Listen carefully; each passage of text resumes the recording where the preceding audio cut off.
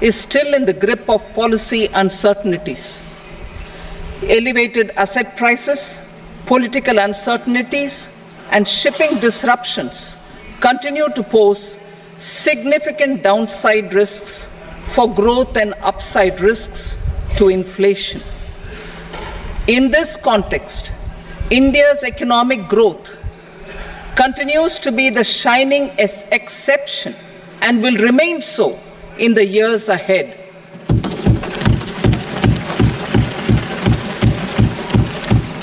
India's inflation continues to be low, stable, and moving towards the 4% target. Core inflation, that is non-food and non-fuel, currently is 3.1%. Steps are being taken to ensure supplies of perishable goods reach markets adequately. Interim budget. As mentioned in the interim budget, we need to focus on 4 major castes, namely the Garib, Mahilaye, Yuva, and Annadata, the poor, women, youth, and the farmer. For Annadata, we announced higher minimum support prices a month ago for all major crops, delivering on the promise of at least a 50% margin over costs. Pradhan Mantri Garib Kalyan Anna Yojana was extended for 5 years, benefiting more than 80 crore people. Administrative actions for approval and implementation of various schemes announced in the interim budget are well underway. The required allocations have been made. Budget theme. Turning attention to the full year and beyond in this budget, we particularly focus on employment, skilling, MSMEs, and the middle class. I am happy to announce the Prime Minister's package of 5 schemes and initiatives to facilitate employment, skilling, and other opportunities for 4.1 crore youth over a 5-year period, with a central outlay of 2 lakh crore rupees. I will speak about them shortly, while more details may be seen in the annexure. This year, I've made a provision of 1.48 lakh rupees, 1.48 lakh crore rupees for education, employment, and skilling. Budget priorities. The people have given a unique opportunity to our government to take the country on the path of strong development and an all-round prosperity. In the interim budget, we promise to present a detailed roadmap for our pursuit of Vikasit Bharat. In line with the strategy set out in the interim budget, this budget envisages sustained efforts on the following 9 priorities for generating ample opportunities for all. Number 1, productivity and resilience in agriculture. Number 2, employment and skilling. Number 3, inclusive human resource development and social justice. 4, manufacturing and services. 5, urban development. 6, energy security. 7, infrastructure. 8, innovation, research and development. And 9, next generation reforms. Subsequent budgets will build on these and add more priorities and actions. A more detailed formulation will be carried out as part of the economic policy framework, about which I will speak later in this speech. This budget details some of the specific actions to be initiated in the current year towards fulfillment of these priorities, with potential for transformative changes.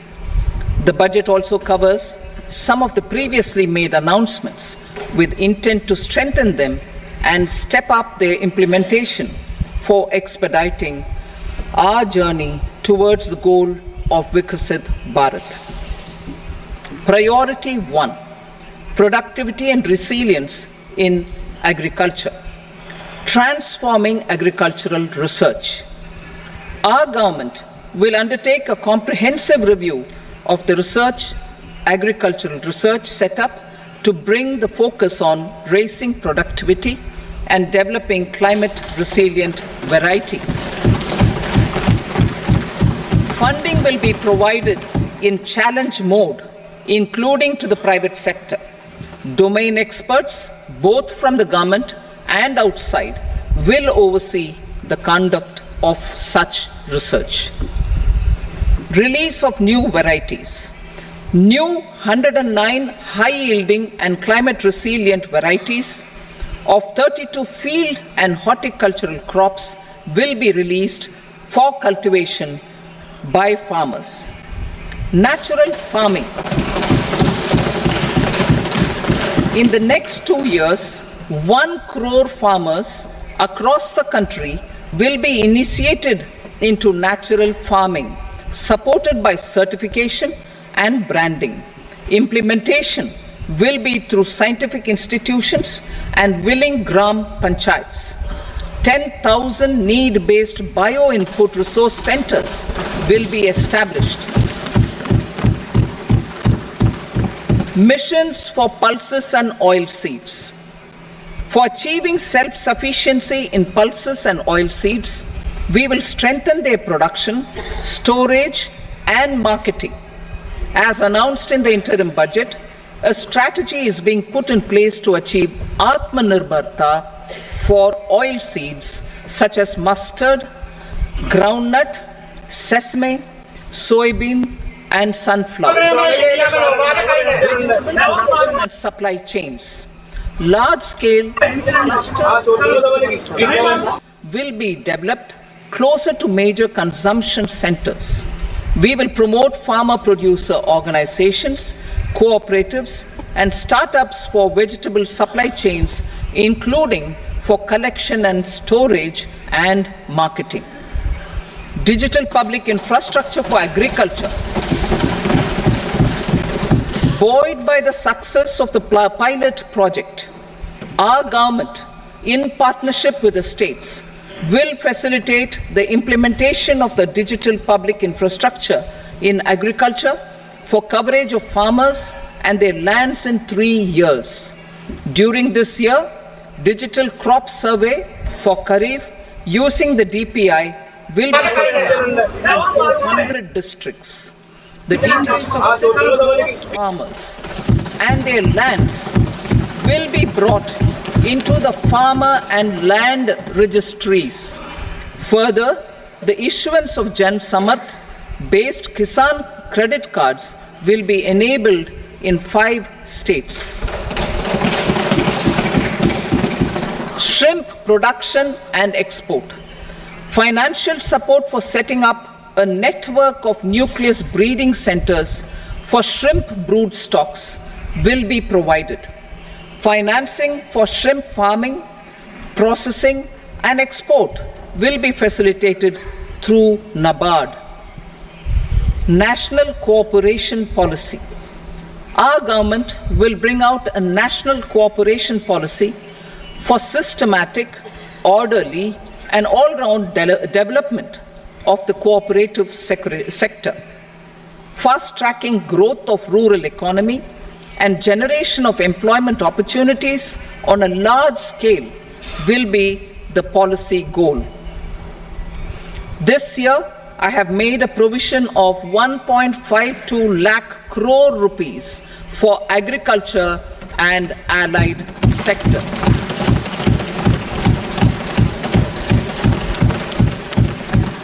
Priority 2, employment and skilling. Employment-linked incentive. Our government will implement following 3 schemes for employment-linked incentive as part of the Prime Minister's package. These will be based on enrollment in the EPFO and focus on recognition of first-time employees and support to employees and employers. Scheme A, first-timers. This scheme will provide 1 month wage to all persons newly entering the workforce in all formal sectors.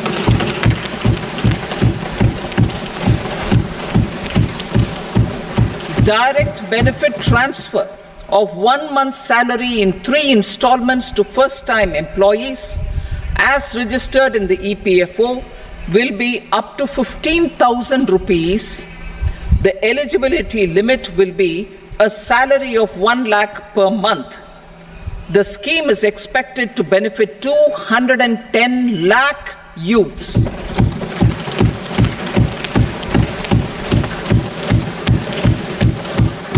Scheme B, job creation in manufacturing.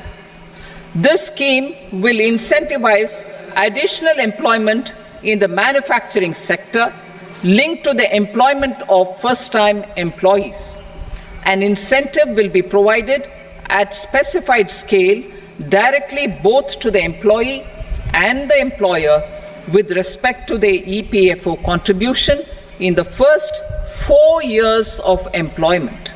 The scheme is expected to benefit 30 lakh youth entering employment and their employers.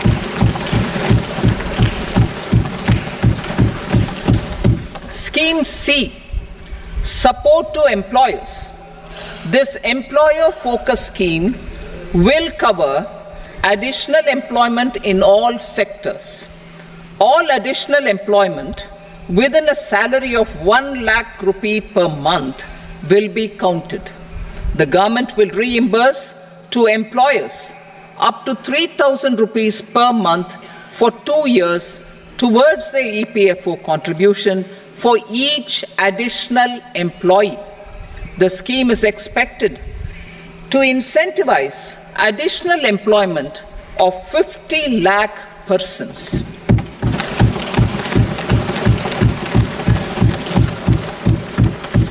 Participation of women in the workforce. We will facilitate higher participation of women in the workforce through setting up of working women hostels in collaboration with industry and establishing creches. In addition, the partnership will seek to organize women-specific skilling programs and promotion of market access for women SHG enterprises. Skilling program. I'm happy to announce a new centrally sponsored scheme as the 4th scheme under the Prime Minister's package for skilling in collaboration with state governments and industry. 20 lakh youth will be skilled over a 5-year period.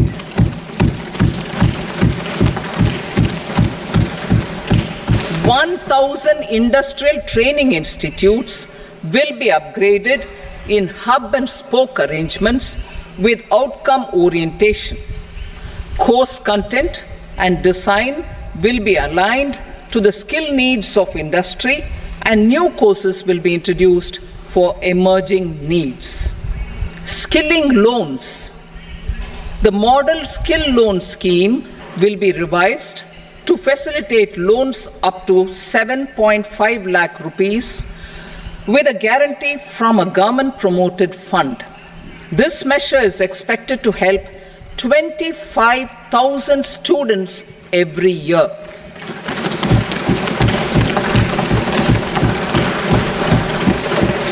Education loans.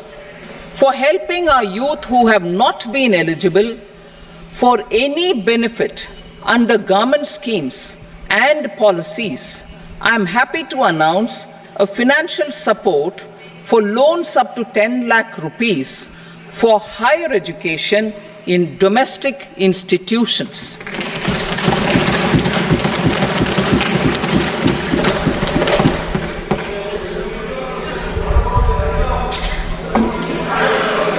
E-vouchers For this purpose, e-vouchers for this purpose will be given directly to 1 lakh students every year for annual interest subvention of 3% of the loan amount.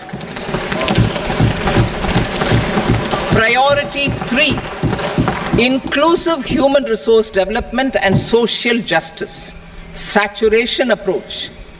Our government is committed to all-round, all-pervasive and all-inclusive development of people, particularly farmers, youth, women, and the poor. For achieving social justice comprehensively, the saturation approach of covering all eligible people through various programs, including those for education and health, will be adopted to empower them by improving their capabilities. Implementation of schemes meant for supporting economic activities by craftsmen, artisans, self-help groups, scheduled caste, scheduled tribe, and women entrepreneurs and street vendors such as the PM Vishwakarma, PM Swanidhi, National Livelihood Missions, and Stand Up India will be stepped up. Purvodaya. The states in the eastern part of the country are rich in endowments and have strong cultural traditions. We will formulate a plan, Purvodaya, for the all-round development of the eastern region of the country, covering Bihar, Jharkhand, West Bengal, Odisha, and Andhra Pradesh. This will cover human resource development, infrastructure, and generation of economic opportunities to make the region an engine to attain Vikasit Bharat. On the Amritsar-Kolkata Industrial Corridor, we will support development of an industrial node at Gaya. This corridor will catalyze industrial development of the eastern region. The industrial node at Gaya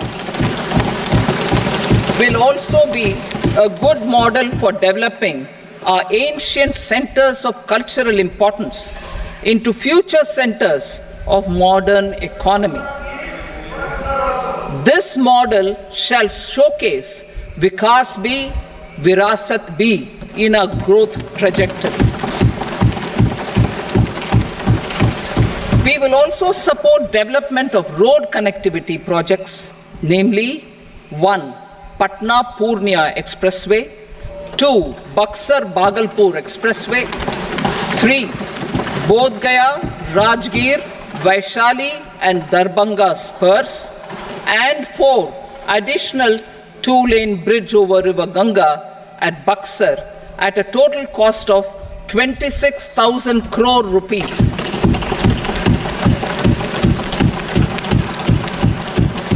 Power projects, including setting up of a new 2,400 megawatt power plant at Pir Painti, will be taken up at a cost of 21,400 crore rupees. New airports, medical colleges, and sports infrastructure in Bihar will be constructed. An additional allocation to support capital investments will be provided. The requests of Bihar government for external assistance from multilateral development banks will be expedited.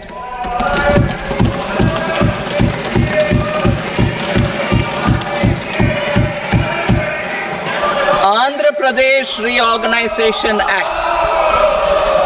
Our government has made concerted efforts to fulfill the commitments in Andhra Pradesh Reorganization Act.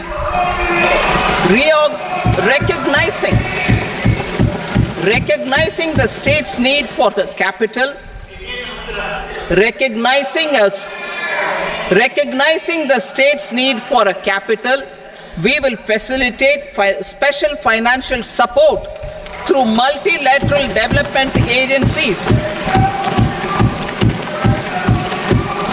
In the current financial year, 15,000 crore rupees will be arranged with additional amounts in future years.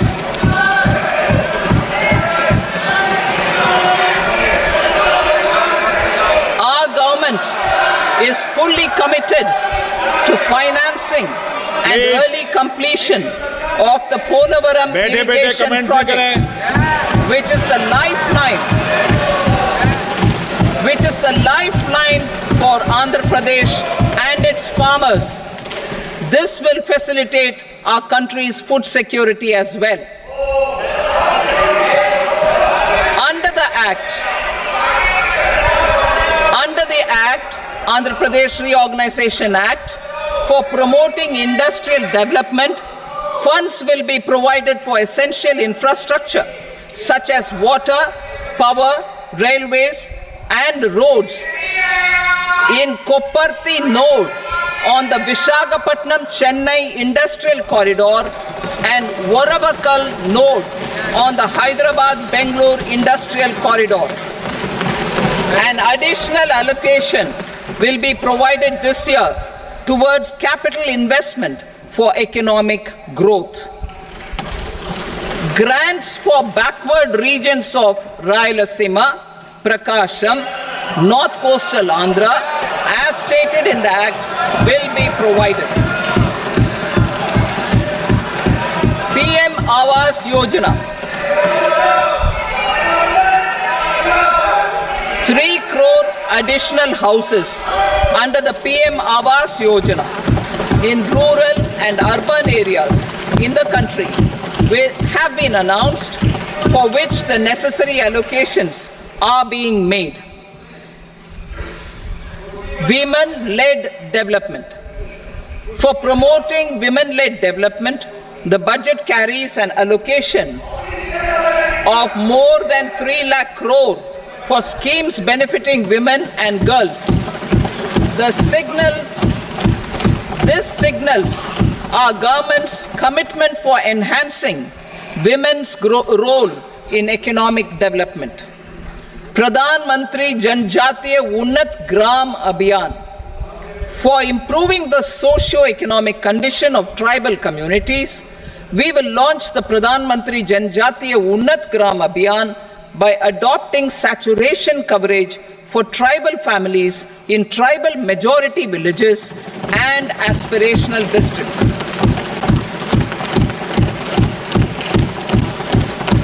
This will cover 63,000 villages, benefiting 5 crore tribal people. Bank branches in northeastern region. More than 100 branches of India Post Payment Bank will be set up in the northeast region to expand the banking services. This year, I have made a provision of 2.66 lakh crore rupees for rural development, including rural infrastructure. Priority 4, manufacturing and services, support for promotion of MSMEs. This budget provides special attention to MSMEs and manufacturing, particularly labor-intensive manufacturing. We have formulated a package covering financing, regulatory changes, and technology support for MSMEs to help them grow and also compete globally, as mentioned in the interim budget. I am happy to announce the following specific measures. Credit guarantee scheme for MSMEs in the manufacturing sector. For facilitating term loans to MSMEs for purchase of machinery and equipment without collateral or third-party guarantee, a credit guarantee scheme will be introduced. The scheme will operate on pooling of credit risks of such MSMEs. A separately constituted self-financing guarantee fund will provide to each applicant guarantee cover up to 100 crore rupees, while the loan amount may be larger. The borrower will have to provide an upfront guarantee fee and an annual guarantee fee on the reducing loan balance. New assessment model for MSME credit. Public sector banks will build their own in-house capability to assess MSMEs for credit instead of relying on external assessment. They will also take a lead in developing or getting developed a new credit assessment model based on the scoring of digital footprints of the MSMEs in the economy.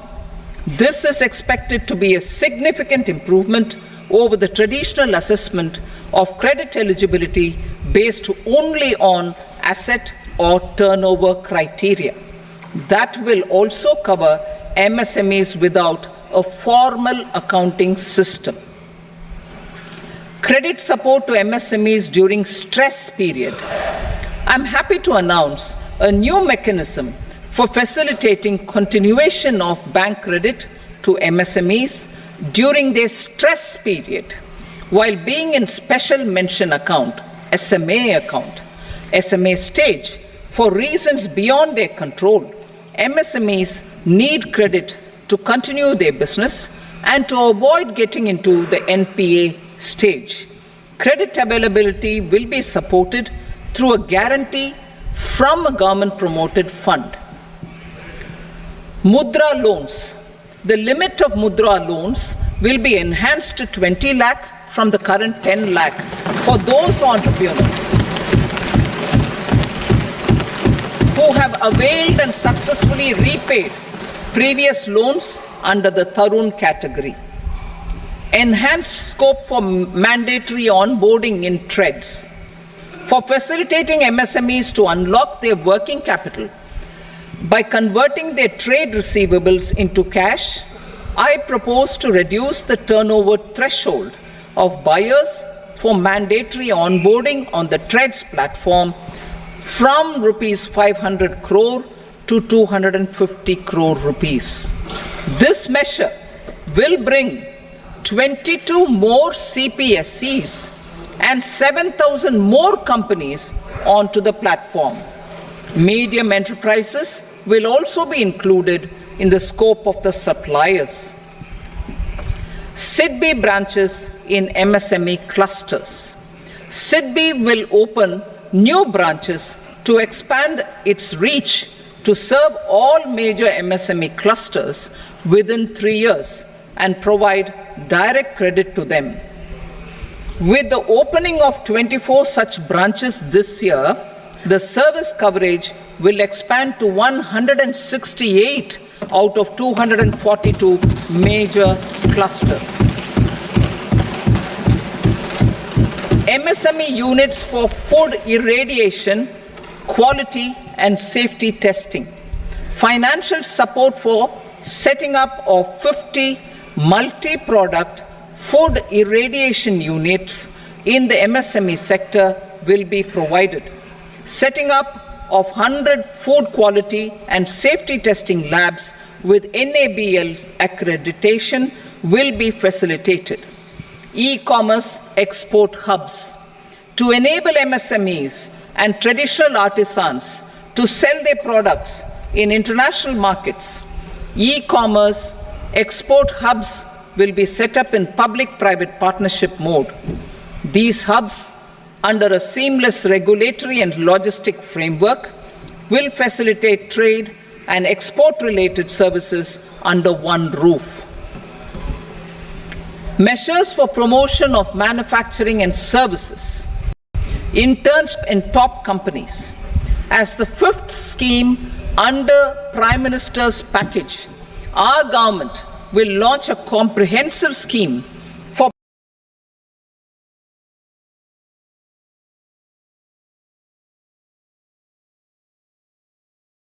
providing internship opportunities in 500 top companies to 1 crore youth in 5 years.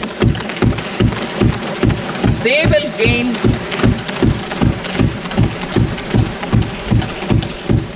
will gain exposure for 12 months to real-life business environment, varied professions, and employment opportunities.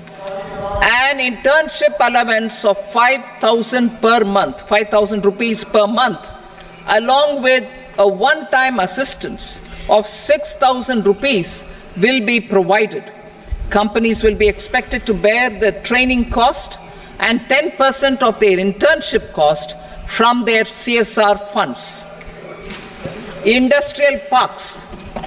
Our government will facilitate development of investment-ready, plug-and-play industrial parks with complete infrastructure in or near 100 cities in partnership with the states and private sector by better using town planning schemes. 12 industrial parks under the National Industrial Corridor Development Program also will be sanctioned.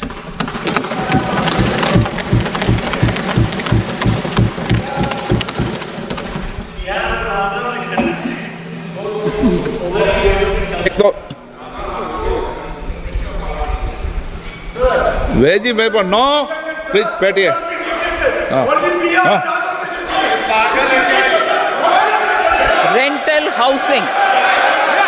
Rental housing with dormitory type accommodation for industrial workers will be, just 1 minute. Rental housing, I repeat, rental housing with dormitory type accommodation for industrial workers will be facilitated in PPP mode with VGF support and commitment from anchor industries. Shipping industry, ownership, leasing and flagging reforms will be implemented to improve the share of Indian shipping industry and generate more employment. Critical mineral mission. We will set up a critical mineral mission for domestic production, recycling of critical minerals and overseas acquisition of critical mineral assets. Its mandate will include technology development, skilled workforce, extended producer responsibility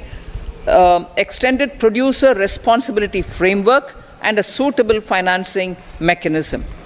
Offshore mining of minerals.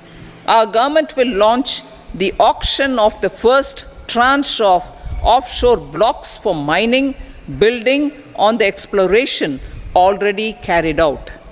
Digital public infrastructure applications. Turning to the services sector, I propose development of DPI applications at population scale for productivity gains, business opportunities, and innovation by the private sector. These are planned in the areas of credit, e-commerce, education, health, law and justice, logistics, MSME service delivery, and urban governance. Integrated technology platform for IBC ecosystem. An integrated technology platform will be set up for improving the outcomes under the Insolvency Bankruptcy Code for achieving consistency, transparency, timely processing, and better oversight for all stakeholders. Voluntary closure of LLPs. The services of the Center for Processing Accelerated Corporate Exit, CPACE, will be extended for voluntary closure of LLPs to reduce the closure times. National Company Law Tribunals. The IBC has resolved more than 1,000 companies, resulting in direct recovery of 3.3 lakh crore to creditors. 3.3 lakh crore rupees to creditors. In addition, 28,000 cases involving over 10 lakh crore rupees have been disposed of even prior to admission. Appropriate changes to the IBC, reforms and strengthening of the tribunal and appellate tribunals will be initiated to speed up insolvency resolution. Additional tribunals will be established. Out of those, some will be notified to decide cases exclusively under the Companies Act. Debt recovery. Steps for reforming and strengthening debt recovery tribunals will be taken. Additional tribunals will be established to speed up recovery.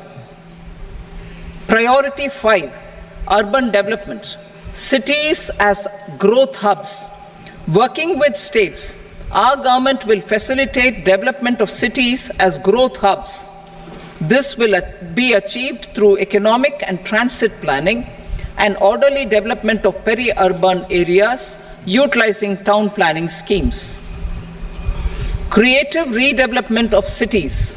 For creative brownfield redevelopment of existing cities with a transformative impact, our government will formulate a framework for enabling policies, market-based mechanisms, and regulation.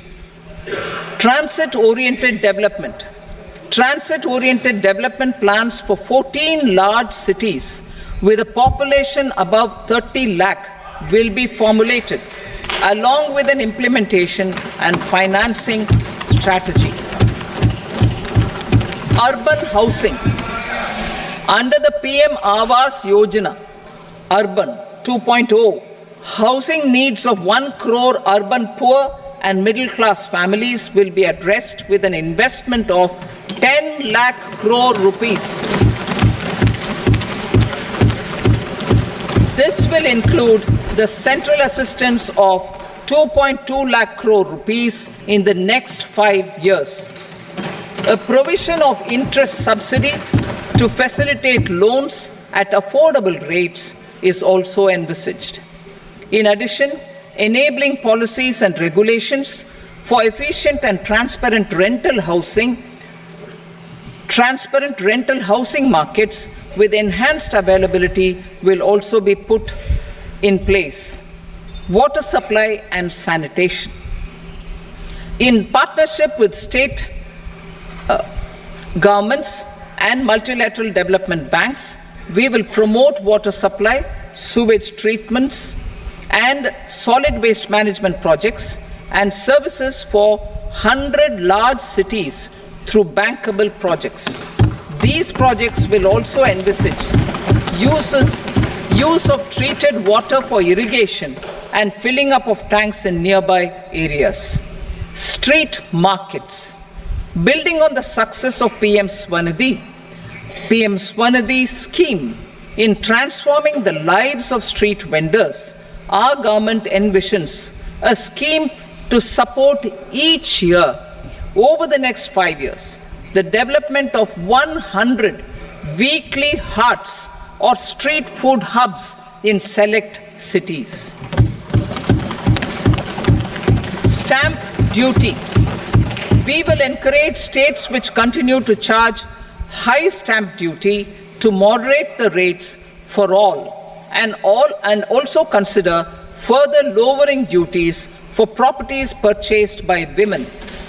This reform will be made an essential component of urban development schemes. Priority 6, energy security, energy transition.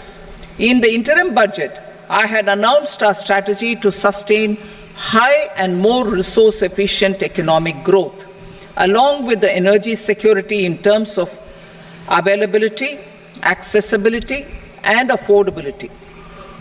We will bring out a policy document on appropriate energy transition pathways that balances the imperatives of employment, growth, and environmental sustainability. PM Surya Ghar Muft Bijli Yojana. PM Surya Ghar Muft Bijli Yojana. In line with the announcement in the interim budget,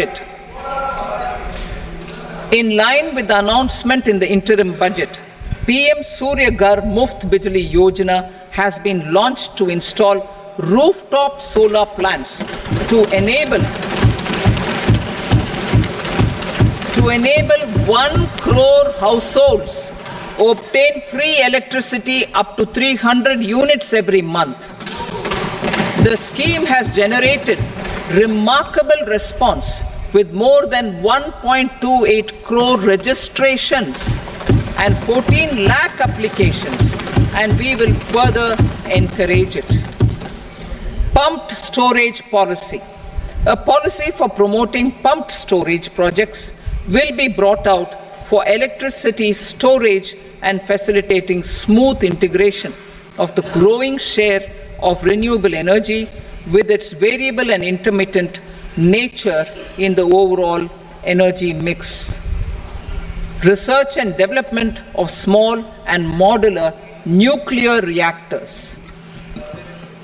Nuclear energy is expected to form a very significant part of the energy mix for Viksit Bharat. Towards that pursuit, our government will partner with the private sector for 1. Setting up Bharat Small Reactors, 2.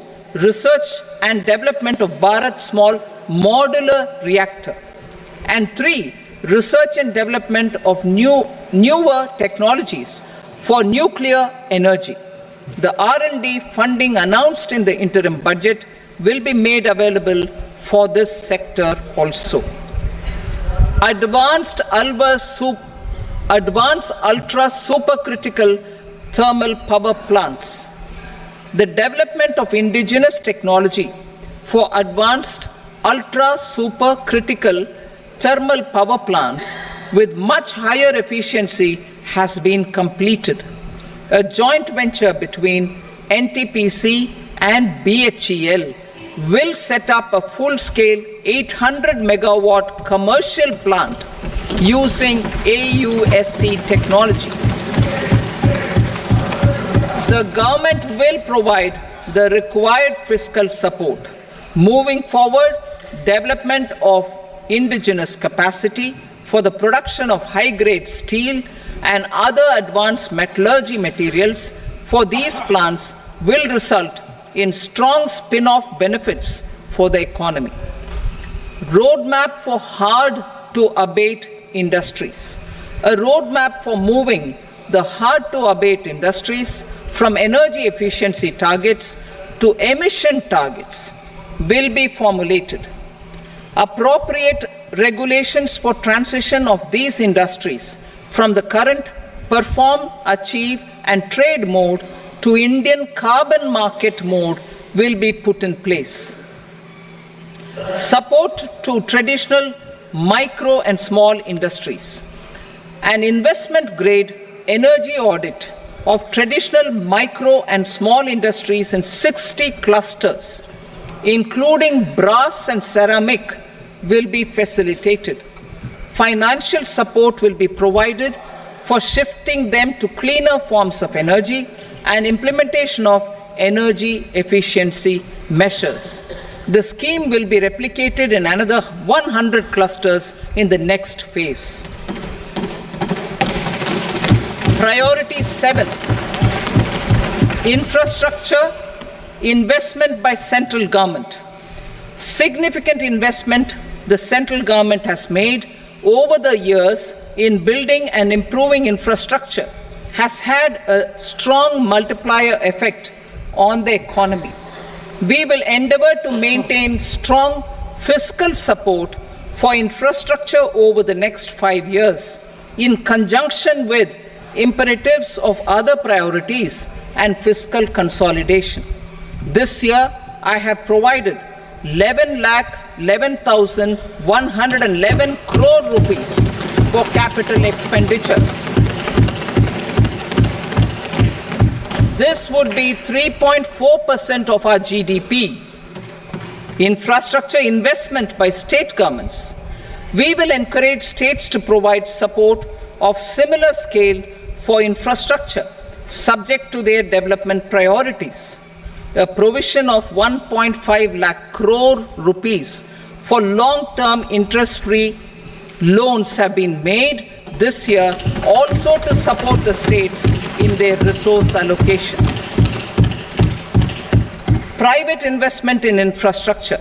Investment in infrastructure by private sector will be promoted through viability gap funding and enabling policies and regulations. A market-based financing framework will be brought out. Pradhan Mantri Gram Sadak Yojana. Phase 4 of the PMGSY will be launched to provide all-weather connectivity to 25,000 rural habitations, which have become eligible in view of their population increase.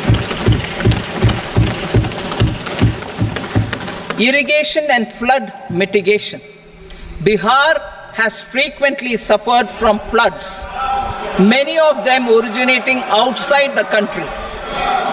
Plans to build flood control structures in Nepal are yet to progress. Our government, through the Accelerated Irrigation Benefit Program and other sources, will provide financial support for projects with estimated cost of 11,500 crore rupees, such as the Kosi-Michi intra-state link and 20 other ongoing and new schemes, including barrages, river pollution abatement, and irrigation projects. In addition, survey and investigation of Kosi-related flood mitigation and irrigation projects will be undertaken.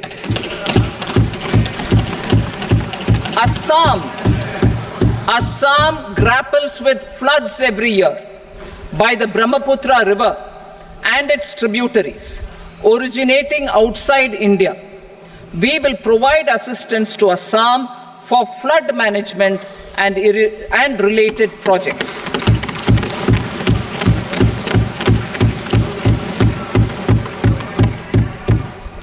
Himachal Pradesh suffered extensive losses due to floods last year.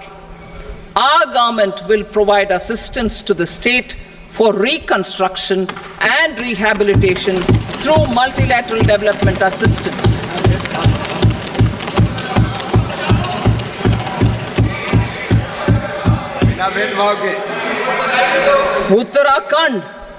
Uttarakhand too suffered losses due to cloudbursts and massive landslides. We will provide assistance to the state. Recently, Sikkim witnessed devastating flash floods and landslides that wreaked havoc across the state.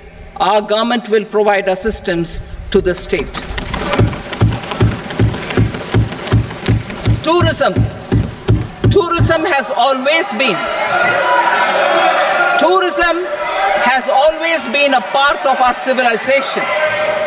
Our efforts in positioning India as a global tourist destination will also create jobs, stimulate investments, and unlock economic opportunities for other sectors. In addition to the measures outlined in the interim budget, I propose the following measures. Vishnupad Temple at Gaya and Mahabodhi Temple at Bodh Gaya in Bihar are of immense spiritual significance. Comprehensive development of Vishnupad Temple Corridor and Mahabodhi Temple Corridor will be supported, modeled on the successful Kashi Vishwanath Temple Corridor to transform them into world-class pilgrim and tourist destinations. Rajgir holds immense religious significance for Hindus, Buddhists and Jains. The 20th Tirthankara Muniswarata temple in the Jain temple complex is ancient. The Saptarishi or the 7 hot springs form a warm water Brahmkund that is sacred. A comprehensive development initiative for Rajgir will be undertaken. Our government will support the development of Nalanda as a tourist center, besides reviving Nalanda University to its glorious stature. Odisha's scenic beauty, temples, monuments, craftsmanship, wildlife sanctuaries, natural landscapes, and pristine beaches make it an ultimate tourism destination. Our government will provide assistance for their development to Odisha as well. Priority 8, innovation, research, and development. We will operationalize the Anusandhan National Research Fund for basic research and prototype development. Further, we will set up a mechanism for spurring private sector-driven research and innovation at commercial scale with a financing pool of 1 lakh crore rupees in line with the announcement in the interim budget. Space economy. With our continued emphasis on expanding the space economy by 5 times in the next 10 years, a venture capital fund of 1,000 crore rupees will be set up. Priority 9, next generation reforms. Economic policy framework.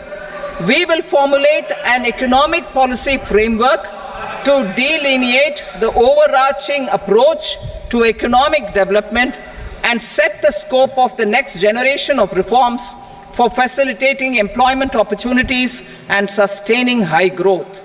Our government will initiate and incentivize reforms for 1. Improving productivity of factors of production, and 2. Facilitating markets and sectors to become more efficient.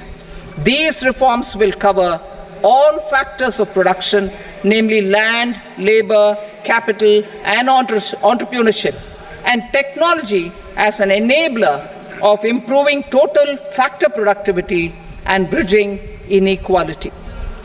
Effective implementation of several of these reforms requires collaboration between the center and the states, and building consensus as development of the country lies in development of the states.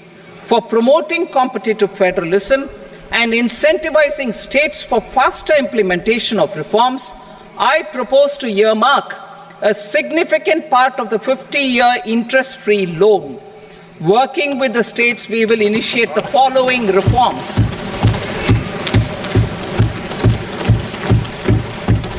Land-related reforms and actions, both in the rural and urban areas, will cover land administration, will cover 1. Land administration, planning and management, and 2. Urban planning usage and building bylaws. These will be incentivized for completion within the next 3 years through appropriate fiscal support. Rural land-related actions. Rural land-related actions will include 1. Assignment of unique land parcel identification number, UL PIN, or Bhu Aadhaar for all lands. 2. Digitization of cadastral maps. 3. Survey of subdivisions, survey of map subdivisions as per current ownership. 4. Establishment of land registry. And 5. Linking to the farmers registry. These actions will also facilitate credit flow and other agricultural services. Urban land related actions. Land records in urban areas will be digitized with GIS mapping. An IT-based system for property record administration, updating, and tax administration will be established. These will also facilitate improving the financial position of urban local bodies. Labor-related reforms. Services to labor. Our government will facilitate the provision of a wide array of services to labor, including those for employment and skilling. A comprehensive integration of e-Shram portal with other portals will facilitate such one-stop solution.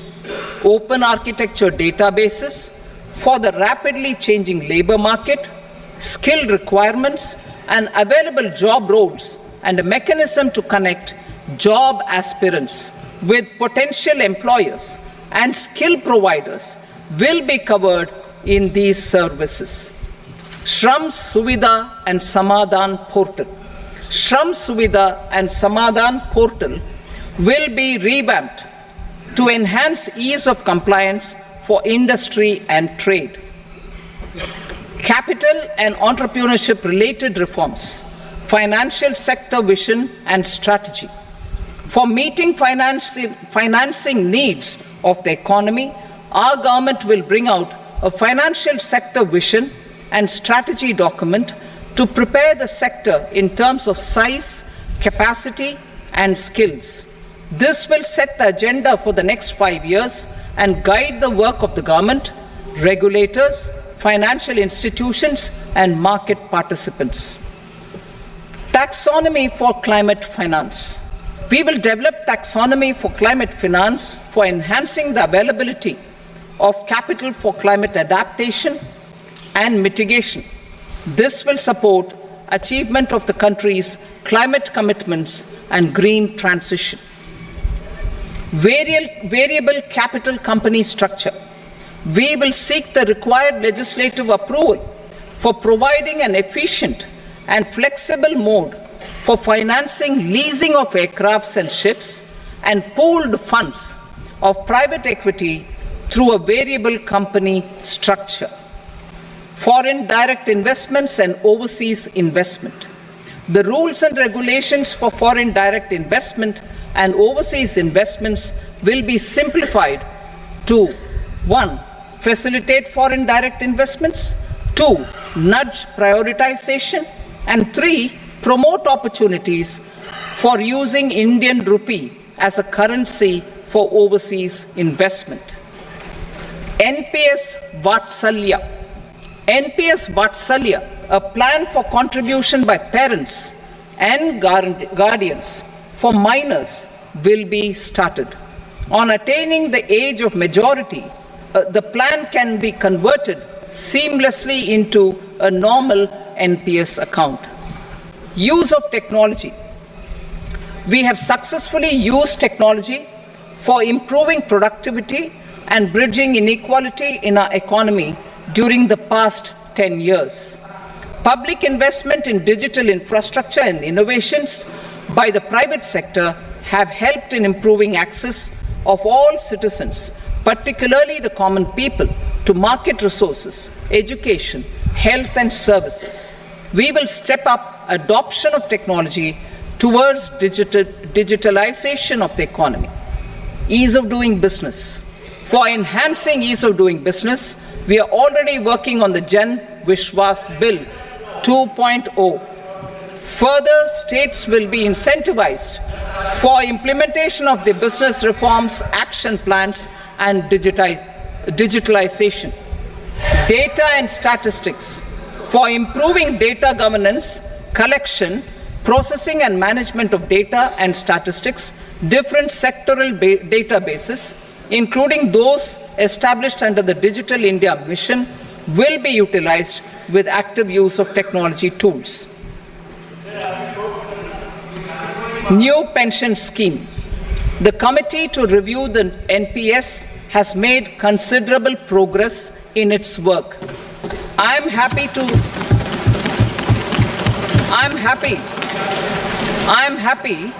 that the staff side of the National Council of the Joint Consultative Machinery for Central Government Employees has taken a constructive approach. A solution will be evolved which addresses the relevant issues while maintaining fiscal prudence to protect the common citizens.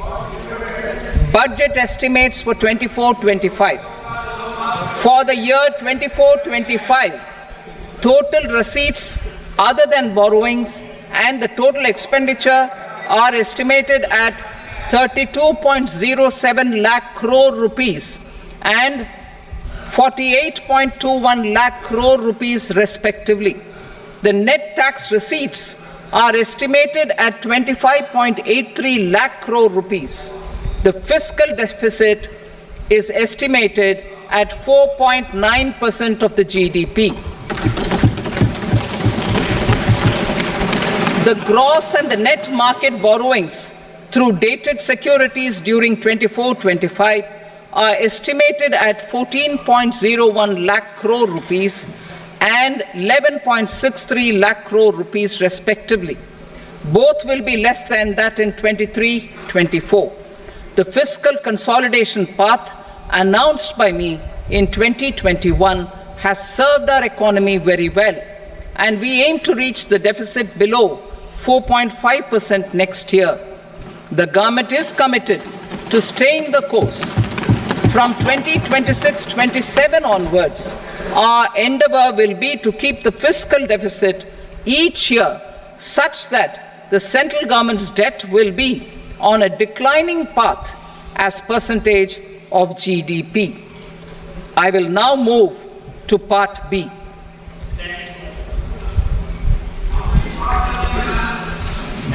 Indirect taxes. Sir, I start with GST. It has decreased tax incidence on the common man, reduced compliance burden and logistics cost for trade and industry, and enhanced revenues of the central and the state governments. It is a success of vast proportions. To multiply the benefits of GST, we will strive to further simplify and rationalize the tax structure and endeavour to expand it to the remaining sectors. My proposals for customs duties intend to support domestic manufacturing, deepen local value addition, promote export competitiveness, and simplify taxation while keeping the interest of the general public and consumers surmount. In Budget 22-23, we reduced the number of customs duty rates. I propose to undertake a comprehensive review of the rate structure over the next 6 months to rationalize and simplify it for ease of trade, removal of duty inversion, and reduction of disputes. I shall now take up sector-specific customs duty proposals. Medicine and medical equipments. To provide relief to cancer patients, I propose to fully exempt 3 more medicines from customs duties.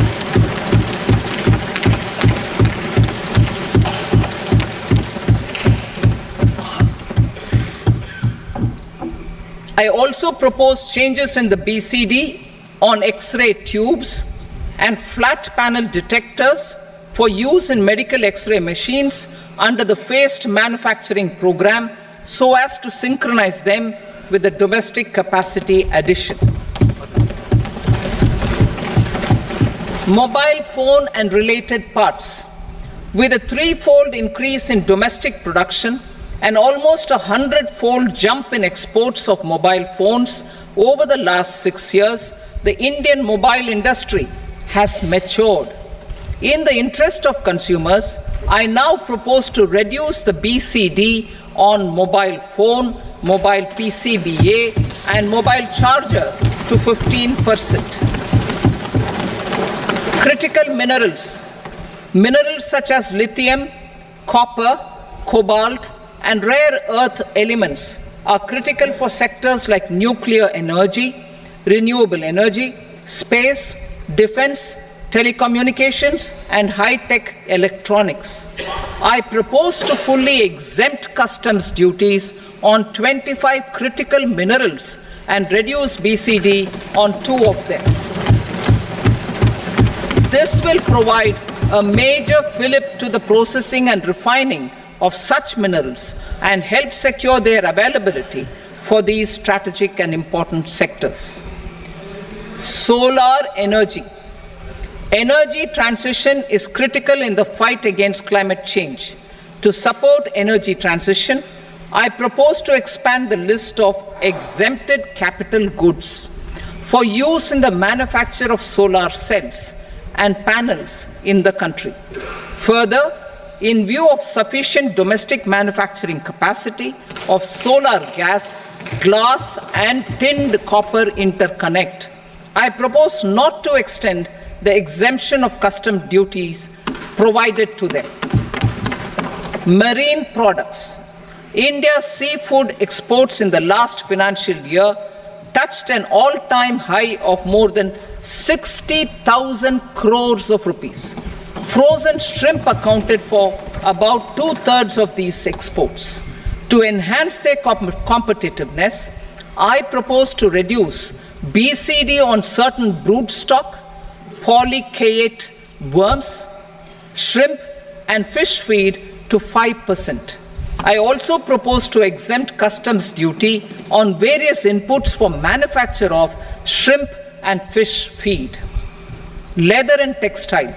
Similarly, to enhance the competitiveness of exports in the leather and textile sectors, I propose to reduce BCD on real down-filling material from duck or goose. I am also making additions to the list of exempted goods for manufacture of leather and textile garments, footwear, and other leather articles for export. To rectify inversion in duty, I propose to reduce BCD subject to conditions on methylene diphenyl diisocyanate MDI for manufacture of spandex yarn from 7.5 to 5%. Furthermore, the export duty structure on raw hides, skin, and leather is proposed to be simplified and rationalized. Precious metals. To enhance domestic value addition in gold and precious metal jewelry in the country, I propose to reduce customs duties on gold and silver to 6% and that of platinum to 6.4%. Other metals, steel and copper are important raw materials. To reduce their cost of production, I propose to remove the BCD on ferronickel and blister copper. I am also continuing with nil BCD on ferrous scrap and nickel cathode and concessional BCD of 2.5% on copper scrap. Electronics.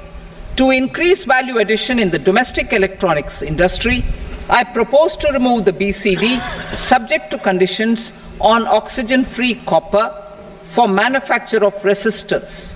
I also propose to exempt certain parts for manufacture of connectors. Chemicals and petrochemicals. To support existing and new capacities in the pipeline, I propose to increase the BCD on ammonium nitrate from 7.5% to 10%. Plastics. PVC flex banners are non-biodegradable and hazardous for environment and health. To curb their imports, I propose to raise the BCD on them from 10 to 25%. Telecommunication equipment. To incentivize domestic manufacturing, I propose to increase the BCD from 10 to 15% on PCBA of specified telecom equipment. Trade facilitation. To promote domestic aviation and boat and ship MRO, I propose to extend the period for export of goods imported for repairs from 6 months to 1 year. I'll read that again.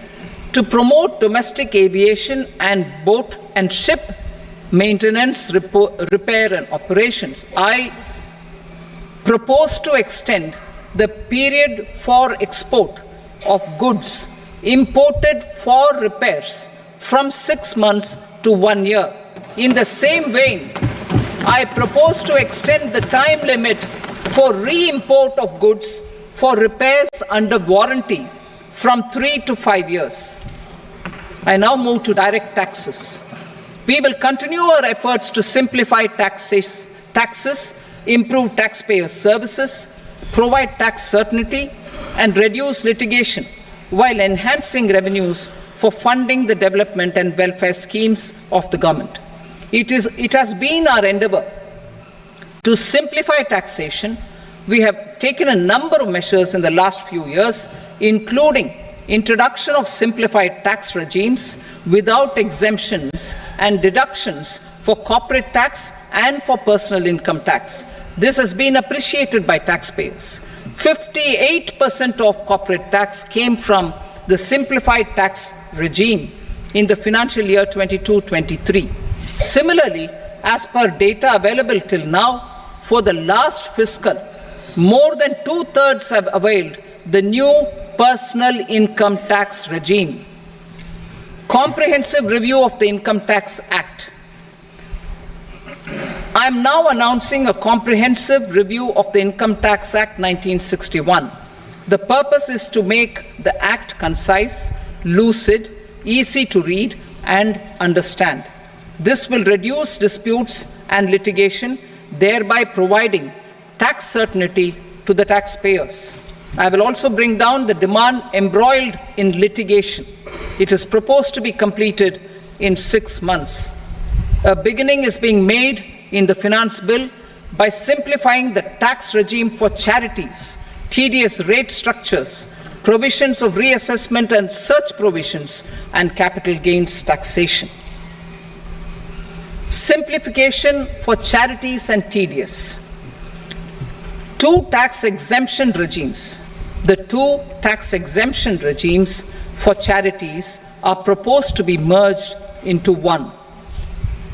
The 5% TDS rate on many payments is being merged into the 2% TDS rate and the 20% TDS rate on repurchase of units by mutual funds or UTI is being withdrawn.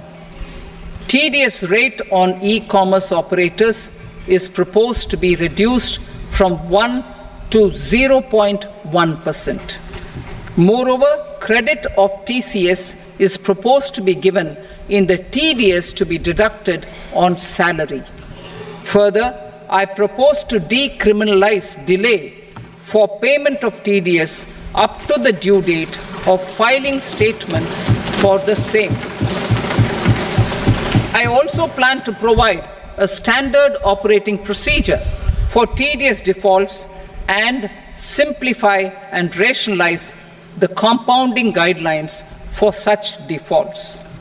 Simplification of reassessment.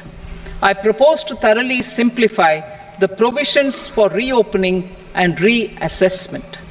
An assessment hereinafter can be reopened beyond 3 years from the end of the assessment year only if the escaped income is 50 lakh rupees or more, up to a maximum period of 5 years from the end of the assessment year. Even in such cases, a time limit of 6 years before the year of the search, as against the existing time limit of 10 years, is being proposed. This will reduce tax uncertainty and disputes. Simplification and rationalization of capital gains. Capital gains taxation is also proposed to be hugely simplified. Short-term gains on certain financial assets shall henceforth attract a tax rate of 20%, while that on all other financial assets and all non-financial assets shall continue to attract the applicable tax rate. Long-term gains on all financial and non-financial assets, on the other hand, will attract a tax rate of 12.5%. For the benefit of the lower and the middle income classes, I propose to increase the limit of exemption of capital gains on certain financial assets to 1.25 lakh rupees per year. Listed financial assets held for more than a year will be classified as long-term, while unlisted financial assets and all non-financial assets will have to be held for at least 2 years to be classified as long-term. Unlisted bonds and debentures, debt mutual funds, and market-linked debentures, irrespective of holding period, however, will attract tax on capital gains at applicable rates. Taxpayer services. All the major taxpayer services under GST and most services under customs and income tax have been digitalized. All remaining services of customs and income tax, including rectification and order giving effect to appellate orders, shall be digitalized and made paperless over the next 2 years. Litigation and appeals. While our concerted efforts to reduce pendency of appeals at various appellate fora are beginning to show good results, it will continue to engage our highest attention. To dispose of the backlog of first appeals, I plan to deploy more officers to hear and decide such appeals, especially those with large tax effect.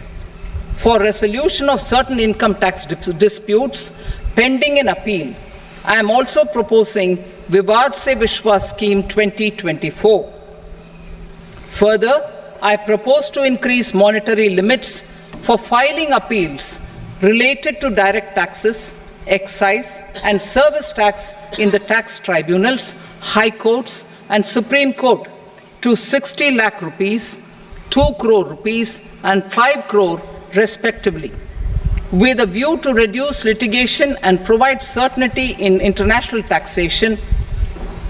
We will expand the scope of safe harbor rules and make them more attractive.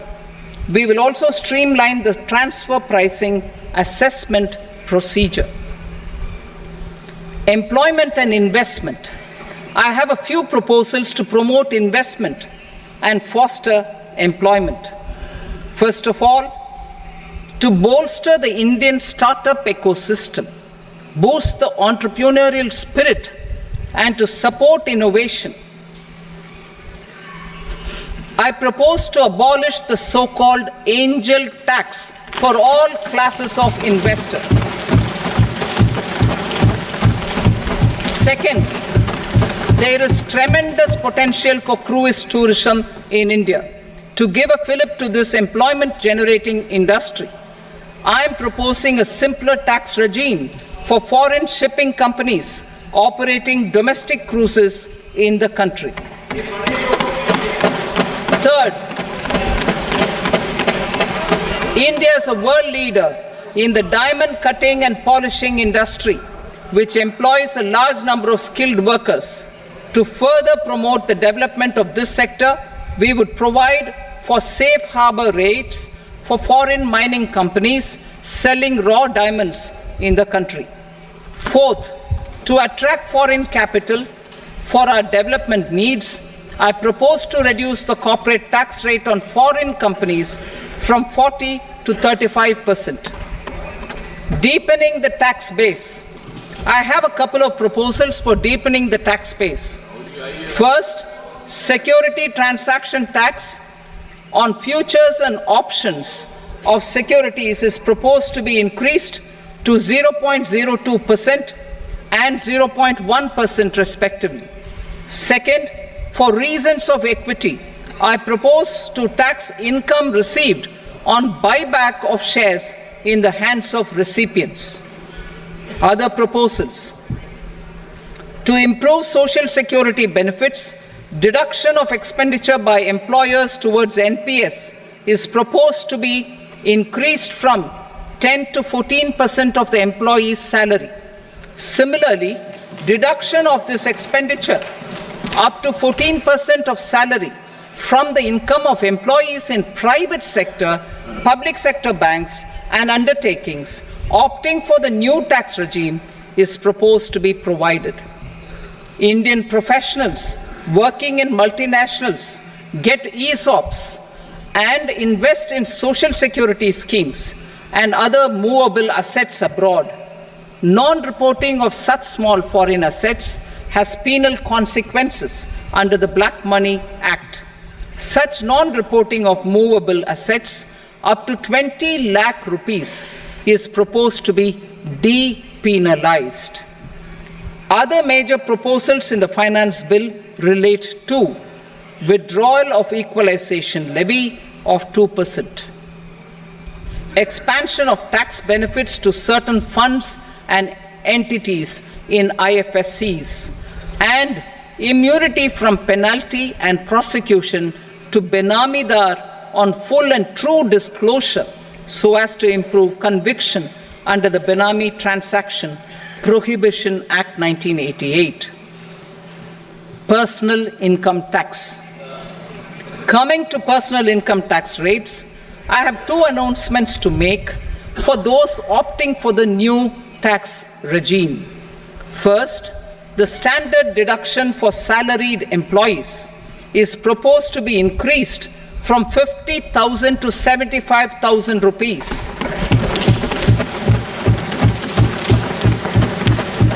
Similarly, deduction on family pension for pensioners is proposed to be enhanced from 15,000 to 25,000 rupees. This will provide relief to about 4 crore salaried individuals and pensioners.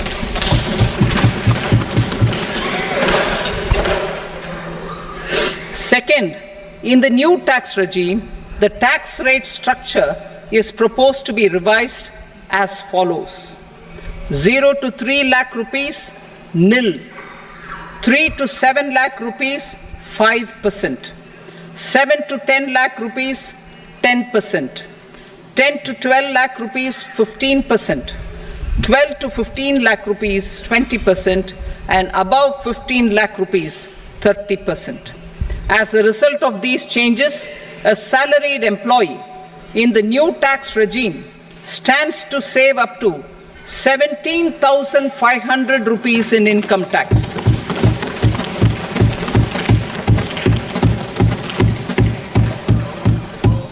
Apart from these, I am also making some other changes as given in the annexure. As a result of these proposals, revenue of about 37,000 crore, that is 29,000 crore in direct taxes and 8,000 crore in indirect taxes, will be foregone, while revenue of about 30,000 crore rupees will be additionally mobilized.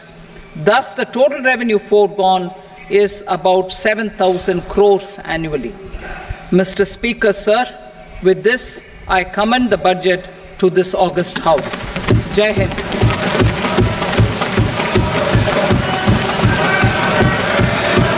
Item number 2. Item number 2.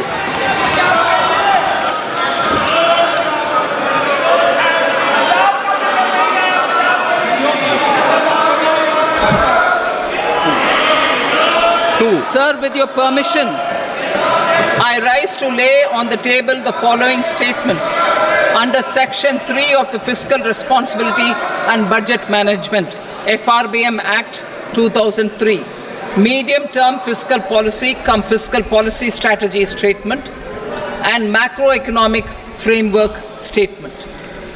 Item number 3. Sir, with your permission, I rise to move for leave to introduce the Finance Number 2 Bill 2024. प्रश्न ये कि विधेयक को पुनर्स्थापित करने की अनुमति प्रदान की जाए। जो सदस्य इसके पक्ष में हाँ कहें, जो सदस्य विरोध में ना कहें। मेरे विचार में निर्णय हाँ वालों के पक्ष में अनुमति प्रदान की जाती है। माननीय मंत्री जी, अब विधेयक पुनर्स्थापित करें। Sir, I introduce the bill. Item number 4. The Union Territory of Jammu and Kashmir budget. Sir, I rise to present a statement, Hindi and English versions, of the estimated receipts and expenditure of the Union Territory of Jammu and Kashmir for the year 24-25. सभा की कार्रवाई कल बुधवार दिनांक 24 जुलाई 2024 को प्राप्त 11 बजे तक के लिए स्थगित की जाती है।